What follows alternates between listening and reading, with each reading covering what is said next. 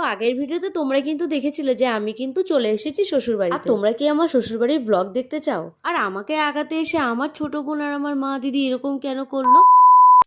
তো আবারও চলে আসলাম নতুন একটা ভিডিও নিয়ে। দেখো ঘুম থেকে উঠেই কিন্তু স্নান করে কিন্তু আমার পুজো দেওয়া হয়ে গেছে। আমি ভাবলাম যে তোমাদেরকে একটু শেয়ার করে দিই। তোমরা কিন্তু জানো যে আমি কিন্তু সকাল সকাল স্নান করে পুজো দিতেই ভালোবাসি। এদিকে কিন্তু পুজো দিয়ে কিছু খাইনি বলে তাই কিন্তু আমার শ্বশুর কিন্তু বিস্কুট দিচ্ছিল। তাই আর কি করব, বিস্কুটটা খেয়ে কিন্তু চলে গেলাম আমার পাশের বাড়ির যার কাছে। দেখতে অনেকটা বেলা হয়ে গেছিল তাই কিন্তু আমি একবার ভাত খেতে বসে পড়েছি। আর এইদিকে দেখো সন্ধ্যা হতে হতে কিন্তু আমি চলে গেলাম আবার একটা যার বাড়ি। ওরা গল্প করছে আর আমি মন দিয়ে ওদের গল্প শুনছি। আমি বলেছিলাম না আমি কিন্তু এখানে এসেও কিন্তু সেম এরকমই ঘুরে ঘুরে বেড়াই। এক জায়গায় কিন্তু আমার একদমই ভালো লাগে না। তোমাদেরকে বলেছিলাম না যে আমার 2টো রান্নার থেকে 4টে রান্না গজিয়ে যায়, একদমই তাই। আর এদিকে দেখো গল্প করতে করতে যেই না ফুচকার গাড়ির আওয়াজ পেয়েছি সেই কিন্তু আমরা রাস্তায় চলে গেছি। এখানে থাকলে কিন্তু আমি প্রত্যেকটা দিন রাত্রিবেলা ফুচকা খাই, কারণ এই কাকুর ফুচকা যে এত পরিমাণে টেস্ট, যে খাবে সে বারবার